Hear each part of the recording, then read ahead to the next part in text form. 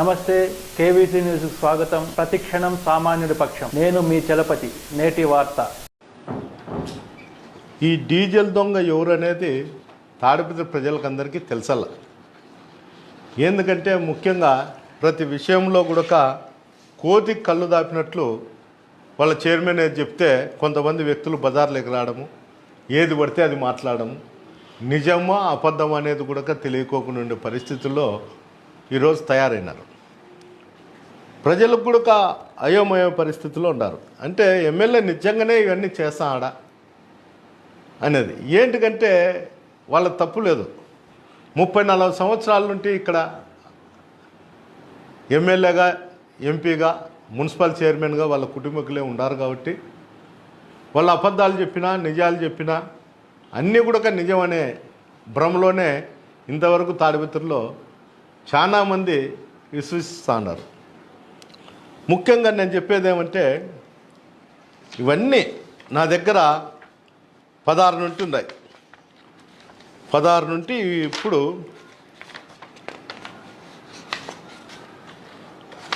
ఇప్పుడు వరకు మార్చి 23 వరకు నా దగ్గర డీజిల్ బిల్లులు అన్నీ ఉన్నాయి. అంటే గతంలో వాళ్లకు నాకు వేరియేషన్ ఉండే అమౌంట్ ఏమంటే 16-17లో వచ్చి 65,41,517 రూపాయలు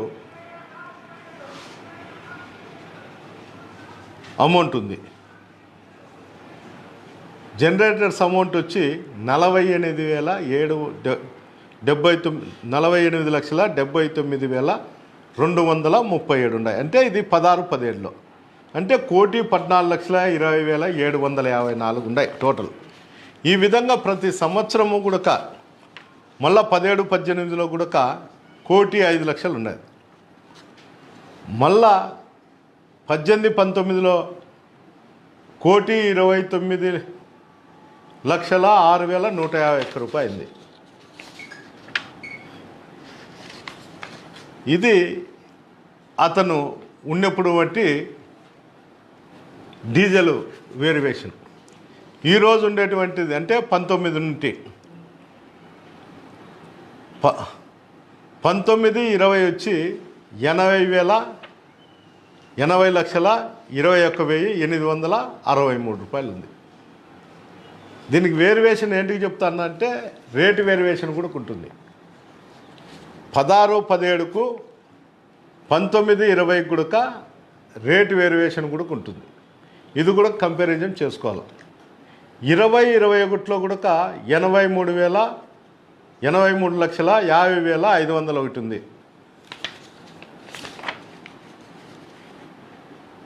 21-22లో కూడా 92,47,662 ఉన్నాయి. అంటే ఇతను మున్సిపల్ చైర్మన్ అయిండేది అప్పుడే అనుకుంటాండ, 22లో బిగిన్ అయింది. అప్పుడు ఏదో కొన్ని ఇది జరుగుతూ వచ్చింది. 22-23లో కూడా 69,18,440 రూపాయలు ఉంది. అంటే గతంలో డీజిల్ బిల్లుకు ఇప్పుడు డీజిల్ బిల్లుకు దగ్గర 23-20 లక్షలు దగ్గర 20 లక్షల పైచీలకు తేడా వచ్చింది. 20 వచ్చింది, కొన్నిసార్ల 30-40 లక్షలు కూడా వచ్చింది. అంటే అప్పుడుండే రేటుకి ఇప్పుడు రెండుకైతే ప్రతి సంవత్సరం 30-50 లక్షల రూపాయలు అతను చైర్మన్ ఉండేప్పుడు కానీ అతను ఎమ్మెల్యే ఉండేప్పుడు పీరియడ్లో వచ్చింది. ఈ 50 లక్షలు ఎవరింటికి పెట్టినాడు, ఎక్కడ పెట్టినాడు అనేది పాపం వాళ్ళ కౌన్సిలర్లు అంతా పోయి వాళ్ళ చైర్మన్ అడిగితే ఆ వేరియేషన్ ఎట్టుకుంది, ఈ వేరియేషన్ వచ్చింది. ఎవరు డీజిల్ దొంగలు అనేది తాడిపత్రి ప్రజలందరికీ తెలుసుకోవాల్సిన పరిస్థితి వచ్చింది. 30-40 సంవత్సరాల నుండి డీజిల్ పట్టుతున్న గంధీ కుటుంబానికి చెందినటువంటి పెట్రోల్ బంకులో 6 నెలల నుండి డీజిల్ పట్టను అని చెప్పినాడు. స్వయంగా నేనే ఆయనతో మాట్లాడినా, అయ్యా ఇంతకుముందు చెప్పింటే పట్టినాను, ఇప్పుడు మా వల్ల కాదు, ఇప్పుడు పరిస్థితులు వేరుగా ఉన్నాయి అని చెప్పాడు.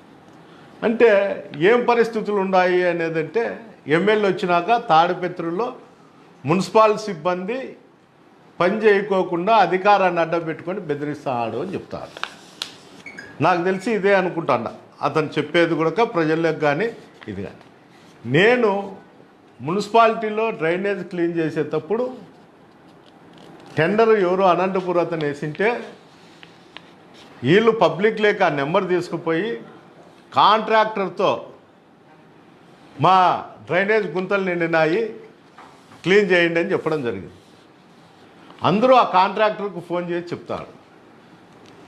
అతనే చైర్మన్, మెజార్టీ కౌన్సిలర్లు అతనికే ఉన్నారు. కౌన్సిలర్ పెట్టి ఆ టెండర్ ఏంటికి యాక్సెప్ట్ చేయనీలే. ఆ డ్రైనేజ్లన్నీ క్లీన్ చేయించినది నేను 9 లక్షల రూపాయలు డబ్బులు పెట్టి క్లీన్ చేయించినాను సొంత ఖర్చుతో. ఈ రోజు కూడా 10 మంది పనిచేస్తున్నారు నా సొంత డబ్బుతోనే డ్రైనేజ్లన్నీ క్లీన్ చేయడం కానీ ఇంకోటి కానీ. మేము చేసే వర్కుల మీద పోయేది, ఫోటోలు తీసుకునేది, మేమేందో ఇక్కడ పొచ్చున్నాం అనేది మేము సొంత డబ్బుతో చేస్తుంటే దానికి నాణ్యత ప్రమాణాలు చెప్తారు. ఏమన్నా వీళ్ళు ఏమన్నా ఇంజనీర్లు, డిఈలు, ఎస్సీలా ఏమన్నా వీళ్ళు ఆయన సొమ్ము ఏమన్నా మాకు ఇచ్చారా? పోలీస్ స్టేషన్ ఎదురుగా రోడ్లో గుంతలు కొడితే అవి పూడ్చినాం మేము. ఏమన్నా మున్సిపాలిటీలో అతను ఏమన్నా బిల్లు పెట్టి లేకపోతే ఏదన్నా పెట్టి చేస్తారా? ఎస్టీప్ 1 ఎస్టీప్ 2లో పైప్ లైన్లు పోయినా కూడా మేము చేసినా కూడా అతను బిల్లులు చేయడం లేదు. అన్నిటికన్నా దారుణమైన పరిస్థితి ఏమంటే ఎవరో మున్సిపాలిటీ వాళ్ళు టైలర్స్ కాలనీలో గుంత పెట్టింటే దాని పెద్ద రాద్ధాంతం చేసినాడు. నేను నా సొంత ఖర్చులతో ఇదంతా పైప్ లైన్ చేస్తాను అని.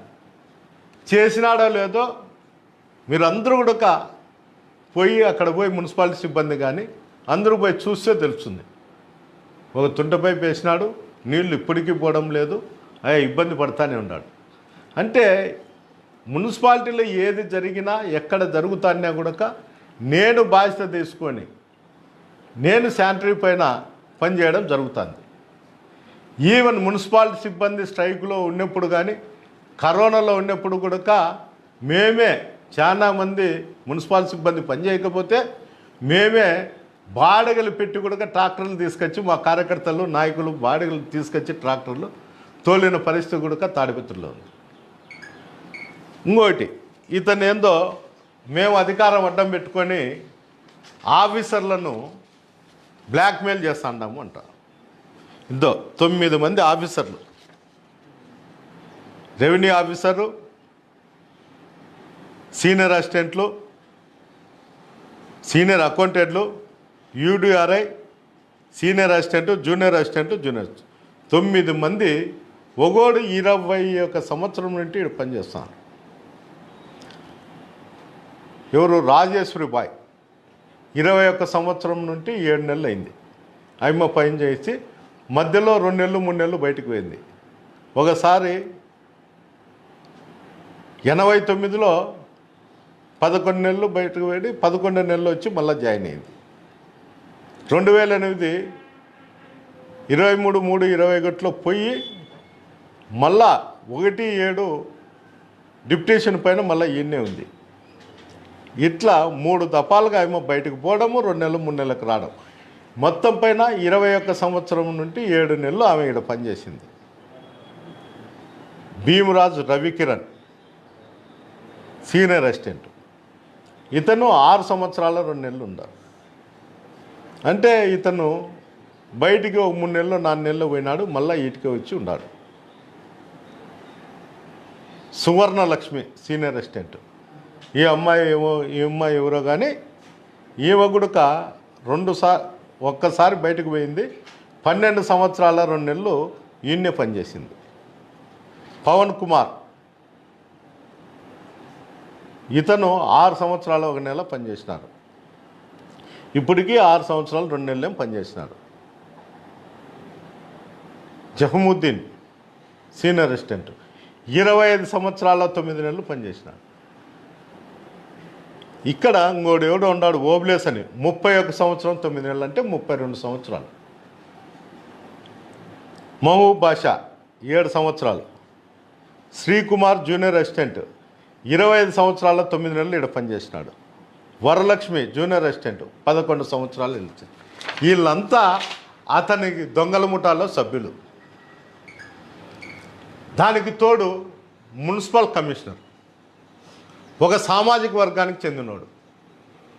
వారికి నేను ఎమ్మెల్యే కాబట్టి ప్రోటోకాల్ పాటించినట్లు నక్క వినయాలు గుర్తించి చైర్మన్తో కొలీడై మున్సిపాలిటీ సిబ్బందిని కానీ మున్సిపాలిటీ వర్కర్లను కానీ పని చేయకోకుండా పెట్టాడు. ఇవన్నీ ఏమి తెలియనట్లు ప్రభాకర్ రెడ్డి నటిస్తాడు. అయ్యా నీ నటనలన్నీ సాగవు, అయిపోయింది. ఎందుకు చెప్తాను అంటే ఈ కమిషనర్ వాళ్ళతో కొల్లీడైనాడని.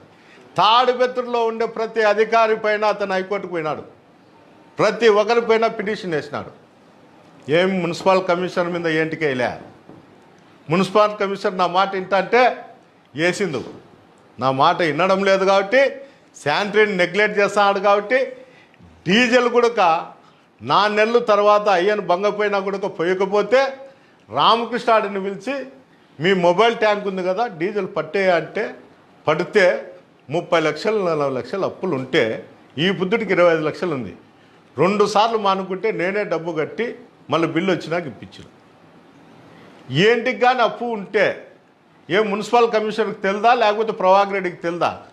ఒకరిని బెదిరించి డీజిల్ పట్టినప్పుడు మిగతా వాళ్ళతో డీజిల్ పట్టీలు అనేది చైర్మన్కి బాధ్యత లేదా? తాడిపత్రి మున్సిపాలిటీలో ఉండేటువంటి ప్రజలు కూడా ఆలోచన చేయాల. ఏమయ్యా చైర్మన్ అతనని యాడన్నా డ్రైనేజ్ మునిగిపోతే ఎమ్మెల్యేకి ఫోన్ చేస్తారు, శానిటరీ ట్రాక్టర్ రాకపోతే ప్రజలు ఎమ్మెల్యేకి ఫోన్ చేస్తారు. అంటే తాడిపత్రిలో మున్సిపల్ చైర్మన్ లేడనేదే వాళ్ళ భావన. ఉండింటే ఏంటికి కానీ ఆయనకి చేయరు, నీళ్లు రాకపోయినా నాకే చేస్తారు. ఈ పరిస్థితులలో ఈరోజు హైడ్రామా క్రియేట్ చేస్తారు. కొంతమంది మా పార్టీ నుండి ఒత్తాసు పలుకుతూ అంటారు. టీఎంఎల్ కాడ ఉండేది, మున్సిపల్ ఆఫీసులలో ఉండేది. సిగ్గు చరణము ఉంటే మీరు ఈ జెండా కింద బతకము, మేము ఇంకో జెండా కింద బతుకుతాము అనే తట్టుకుంటే మీ సిగ్గు చరం ఉంటే బస్సులు దుడుచుకుంటే వాడిని ఇంటికాడ బతకండి. ఇండైరెక్ట్గా మాట్లాడేది, ఇండైరెక్ట్గా చేసేది ఇదేం లేదు. జయాపజయాలు ఓటమిలు ఇవి సహజంగా జరుగుతుంటాయి. నేను ఎవడంటే వాడు ఏందో మాట్లాడినాడని పిలిచి నేను మాట్లాడేవాడిని కాదు. మీ చాటాకు చెప్పులకు నేను భయపడేవాడిని కాదు. నేను చికెన్ షాప్ కాడ లెక్క ఎగరగొట్టలే, ఏ చికెన్ షాప్లో నేను డబ్బులు తీసుకోలే, ఏ వ్యాపారస్తుతో నేను డబ్బులు తీసుకోలే, ఏ టీ అంగడి కాడ టీ దాగి నేను ఎత్తుకొట్టలే. అయ్యా ఎగరగొట్టే వాళ్ళు ఎత్తుపెట్టే వాళ్ళు అంతా కూడా ముఠాలో ఉన్నారు. ఆ ముఠానే ఈ ముఠా. ఆలీబాబా 40 దొంగలు అన్నారు కానీ అయ్యా ఆలీబాబా 40 దొంగలని అప్పుడు ఉండారేమో కానీ ఈ లెక్కాచారానికి ఈడ పెద్ద ముఠా ఉంది. నా దగ్గర అందరూ ఉన్నారు, మంచోళ్ళు చెడ్డోళ్ళు అందరూ ఉన్నారు, దొంగలు మాత్రం లేరు నా దగ్గర. దానికి నేను సంతోషిస్తాను. ఏంటికైతే అందరికన్నా పెద్ద దొంగ చైర్మన్, ఇంకా వాడిని మించిన దొంగ లేడు కాబట్టి అంతకన్నా ఎక్కువ ఉండింటే నేను చేరదీసింది మేము. ఎవడన్నా ఉన్నా కూడా అంతకన్నా తక్కువే. అందువల్ల నేను చేరదీసే కూడా నా మనసు ఒప్పడంలే.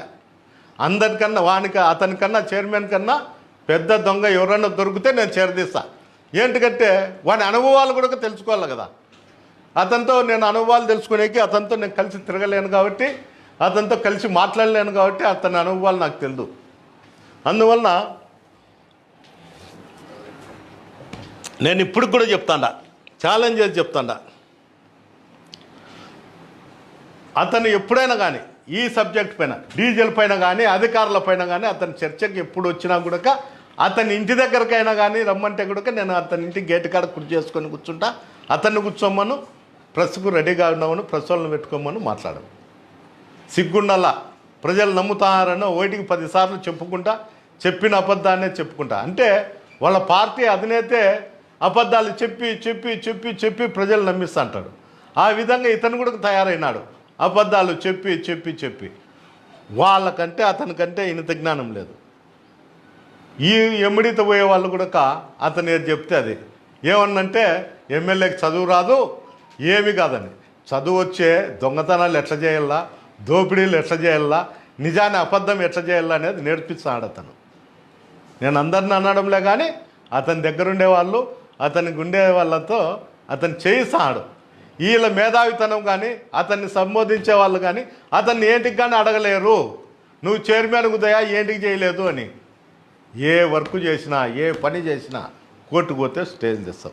ఈరోజు కూడా నేను ధైర్యంగా చెప్తాను, బ్రేక్ ఇన్స్పెక్టర్గా ఆఫీస్ ఓపెన్ చేస్తే స్టే తీసుకొస్తావు. మళ్ళీ 60 సెంట్లలో బిల్డింగ్ కడితే దానికి నువ్వు స్టే తెచ్చిన దాంట్లో లేదని ఓపెన్ చేస్తే దానిపైన మాకు నోటీసులు ఇస్తాం. 21వ తేదీ హైకోర్టులో అటెండ్ కమ్మా. సిగ్గుండల్లా 30 ఏళ్ళు రాజకీయాలు చేసినారు, ఊర్లో వాళ్ళు సొమ్ము దోచుకొని తిన్నారు. మీ బతుకు 80 ఏళ్ళలో 83లో ఏ విధంగా ఉంది, ఈరోజు ఏ విధంగా ఉన్నారండి. నేను ధైర్యంగా చెప్తా, అప్పుడు మీకన్నా మేము సౌకర్యం, ఈరోజు మీకన్నా మేము తక్కువగా ఉండం. నేనైతే ఛాలెంజ్ చేస్తా, 16 సంవత్సరాల్లో నువ్వు సంపాదించినావు, 16 సంవత్సరాల కిందట నువ్వు నాతో పోల్చుకొని చూడు. డొక్కు మోటార్ సైకిళ్ళల్లో ఫియట్ కారు పెట్టుకొని ఎలక్షన్లు వచ్చే మోతబర్ రైతులు ఇళ్ల కాడ అరుగుల మీద పండుకొని చందాలు వసూలు చేసుకొని మీరు ఉన్నారు. అందరూ నీ మాదిరి దొంగతనాలు దోపిడీలు చేస్తారని, నీ మాదిరి అడక్క తింటారనో, ప్రజలను కొల్లగడతారనో, నువ్వు ఏదైనా ఫంక్షన్ చేయాలంటే ఊరి మీద పడి చందాలు అడుగుతాను. నేను అడిగినానా? రా బజార్లోకి పోదాం, వీధిలోకి పోదాం, అడుగుదాం. నువ్వు అడక్క తింటాడావా? ఊర్లో వాళ్ళ చందాలు అడిగి మిగిలించుకుంటాడావా? నేను అడిగించుకుంటానా? ఎలక్షన్ వచ్చే రూపాయి కూడా నేను చందా అడగనివ్వండి, వాళ్ళు ఇచ్చే తీసుకుంటా, లేకపోతే లే. నువ్వు చూస్తే పొద్దున్న లేచే నీకు తెల్లంగి వచ్చింది, ఆ యంగి యాక్టింట్ వచ్చిందని నువ్వు చందాలు అడిగేది మొదలుపెట్టినావు. ఇప్పుడు నీతో పాటు నేను దొంగల ముఠా వాళ్ళందరినీ కూడా మళ్ళా మన ప్రభుత్వం వచ్చింది, మళ్ళా మీరు దొంగతనాలు చేయొచ్చు, కానీ నాకు ఇప్పుడు పెట్టుబడి ఏంటండి అని అడుగుతాండావు. సిగ్గు చరణం ఉండాలా. 30 ఏళ్ళు 40 ఏళ్ళు రాజకీయాల్లో ఉండి ఏ రోజు నువ్వు ప్రజల దగ్గరికి పోవాలా? ఈరోజు నువ్వు ప్రజల దగ్గరికి పోతున్నావంటే అది నన్ను చూసే. ఈరోజు నువ్వు బజార్లో పడి తిరుగుతున్నావంటే అది నన్ను చూసే. నువ్వు ఈరోజు కూడా అందరినీ ప్రాధాయపడుతున్నావు, ప్రతి ఒక్కరిని ఓటర్ని అడుగుతున్నావు అంటే అది నన్ను చూసే. నీలో మార్పు వచ్చిన దానికి నేను గర్విస్తాడా. జయాపజయాలు అనేది దేవుడు చూస్తూ అంటాడు, ప్రజలు ఇస్తాను. నేను ఓటమికి అంగీకరిస్తా.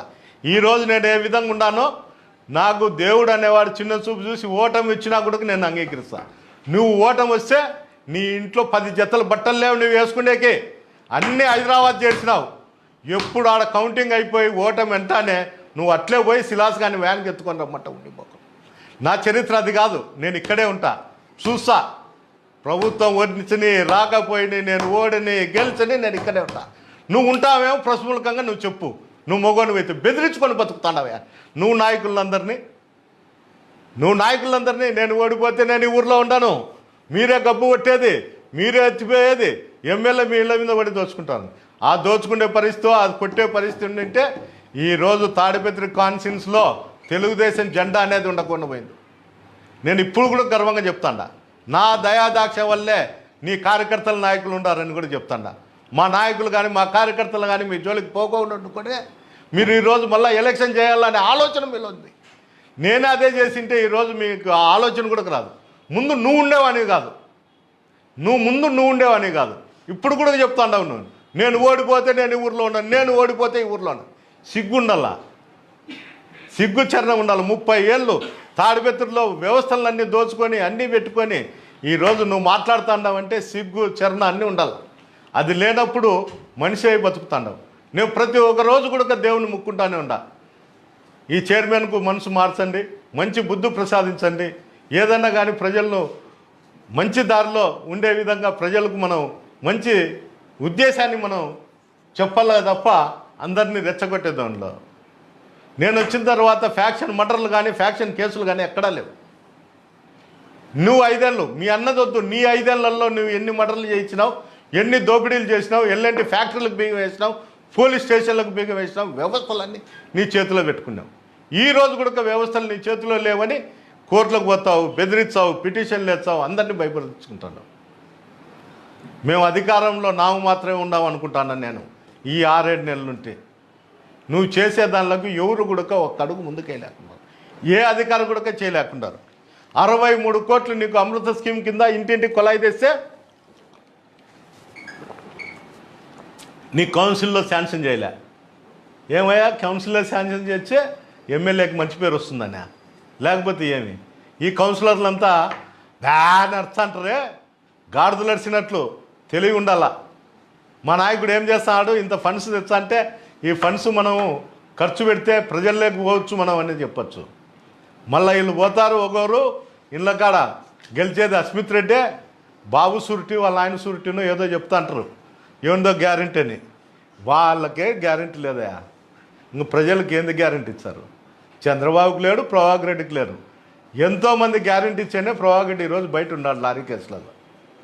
ఇంకా ఏంది ప్రజలకు వీళ్ళు గ్యారెంటీ ఇచ్చేది?